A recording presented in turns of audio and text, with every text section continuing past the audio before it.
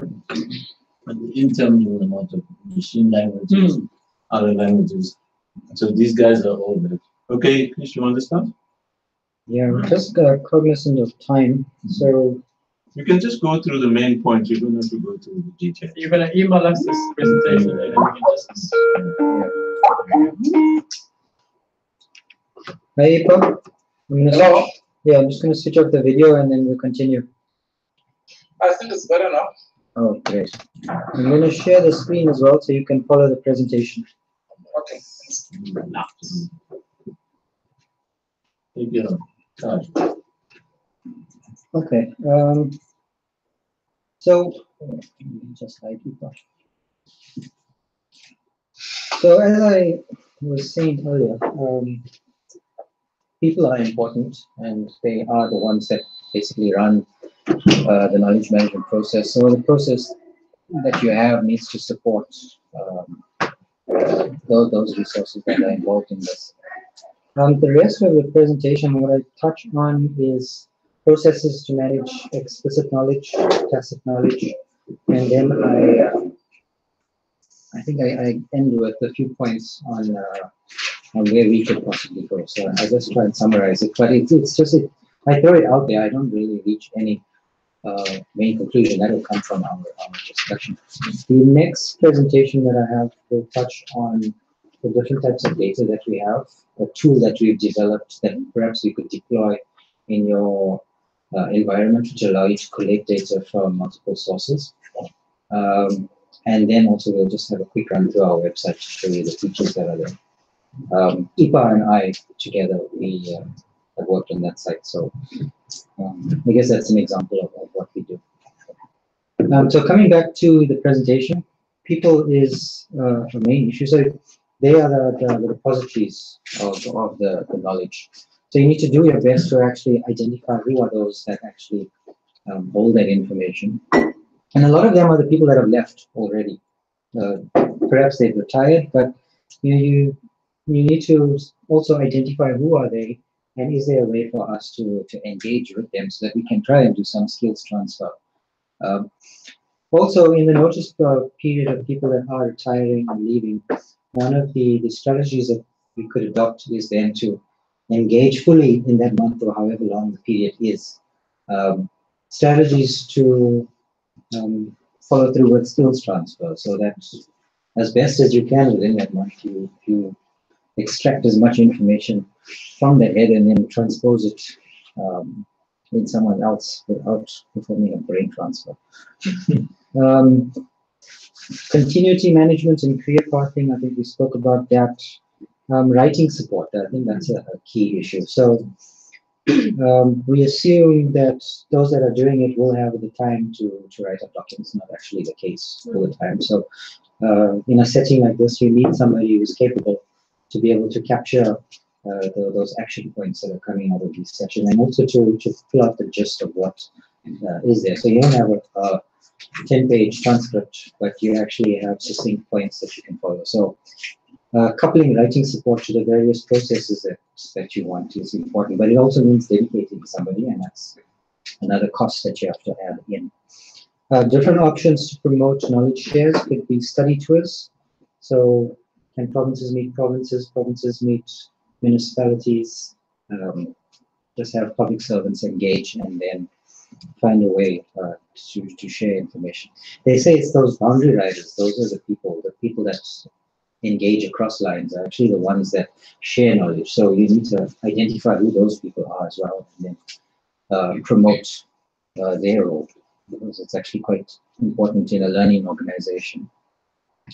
So those are perhaps, depending on how you structure it, it could be those boundary riders, could be the ones leading the change, or you could identify additional people, could be those change agents to take things forward.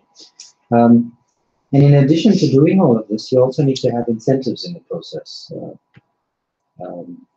One, you don't want to only just beat people over the head with a stick to say, why aren't you following through on these new processes that we've engaged? But maybe there's other ways to entice people to engage in this. And lastly, a key element for learning is to support those non-traditional, the informal settings where people meet. Those are the settings where trust actually manifests the strongest. So when people get to engage someone on a more personal level, one, you'll have those formal settings where you can, I think they call it competence trust, where in the formal settings, that's where you understand what their background is and so on. But in those informal settings, you have a more personal form of trust, which starts to emerge. So if you can foster those type of environments, that's where you build the trust, and then that's where information flows much more freely. But you need to find out what is that works for you. One of the options could be the brown bag seminars, where people come together informally to say, this is where I am on my project, these are the challenges that I'm finding, this is. And so there's an engagement there, and people can discuss in a structured setting, but a little bit more informal than perhaps settings where there's consequences to inaction and so on. So coming to the explicit knowledge processes, these are things that you can institute which can help us share explicit knowledge within an organization. Explicit knowledge being the codified documents that we spoke about. So this is a cycle, 9 steps to the cycle, and it follows this process. But when you get back to box 9, when you're assessing the value, then you reassess, and then you take forward. Most importantly, perhaps, is step 1, is your needs determination. So here you've got to find out what is it that you are trying to manage. What knowledge are you trying to look after?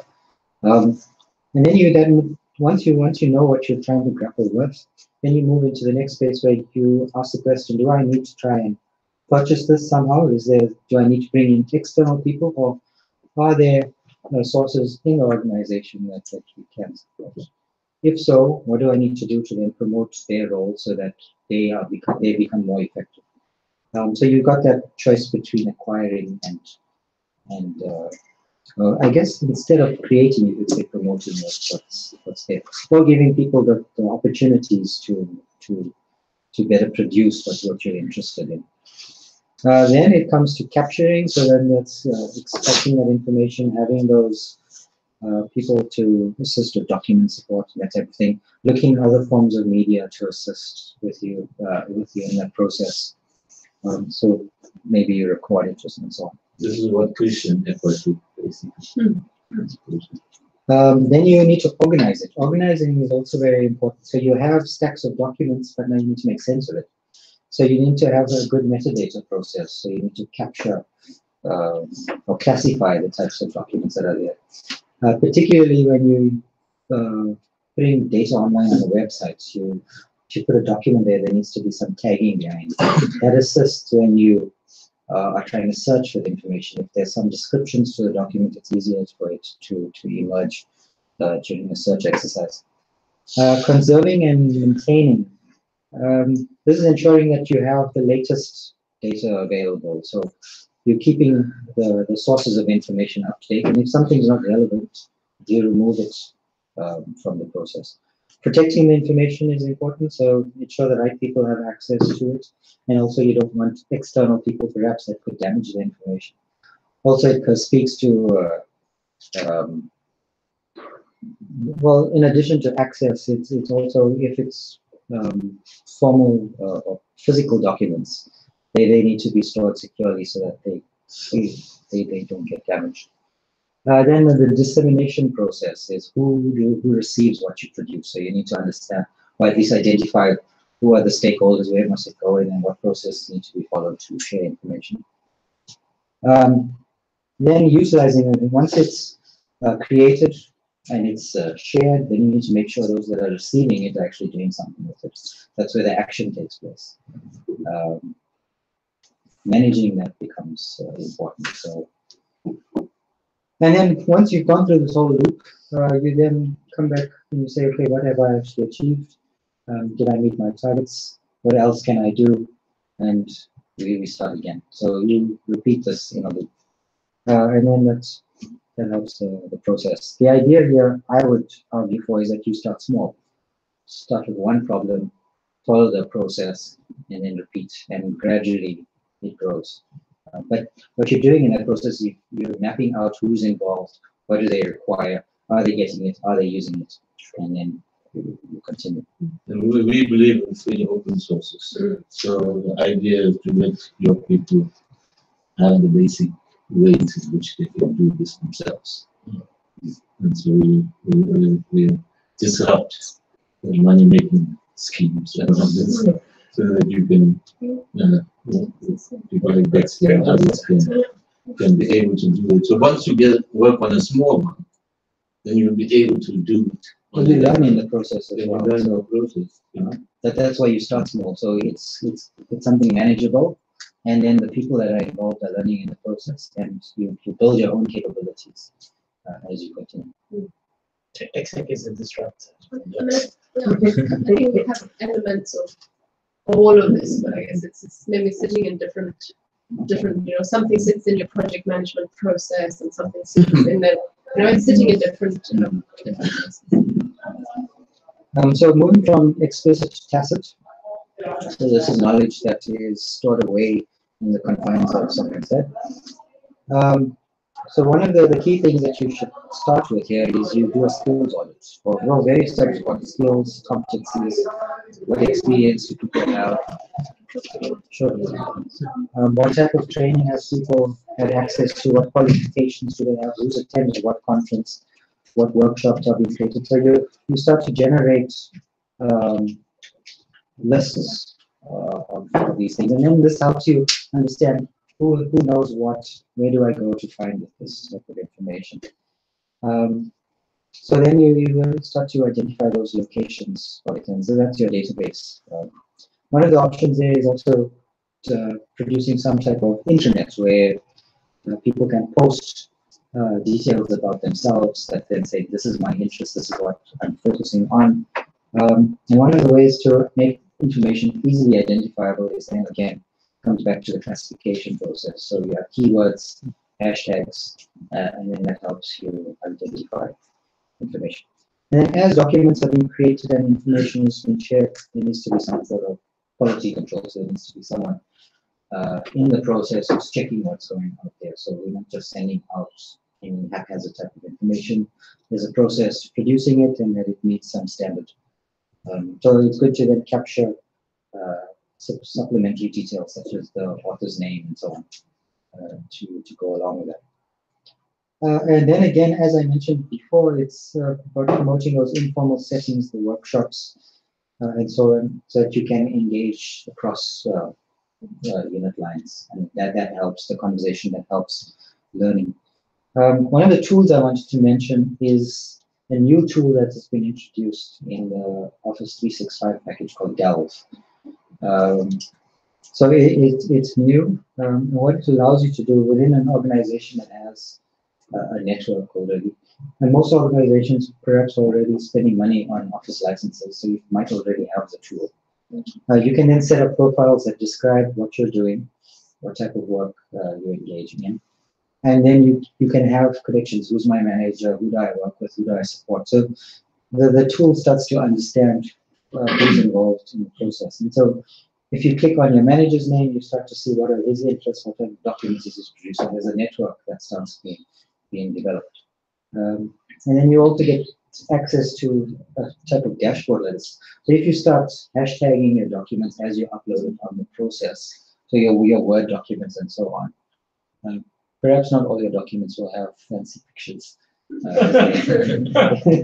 They do, but I mean, what this does is it provides you an interface to know these are the trending documents. They're based on who's clicked on what, so the most active things, and then what is those people closest to me in my network, what are they producing, and then you start to see it. But you also get to control what becomes publicly available. But this is a quick way to start making information accessible. So I almost about to close. So what we're trying to get at is we want to develop a learning public sector. So the question is, how do we get there? A learning organization is one that's improving, it's generating new ideas, building new insights, and it's innovative.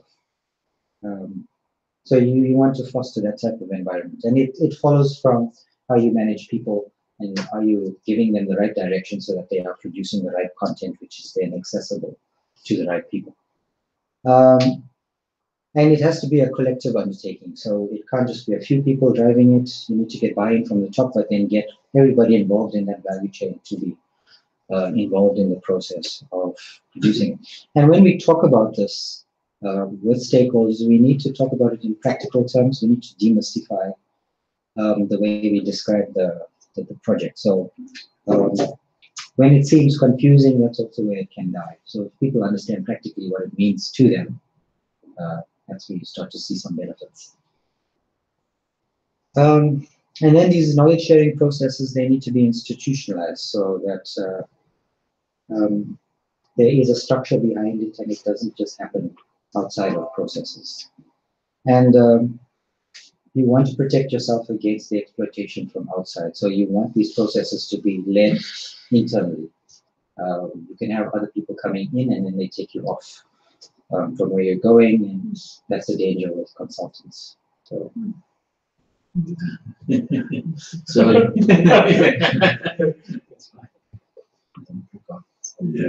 so my last slide, in your pack, I've provided, there's a survey that was prepared by the OECD. This will help you with your needs determination.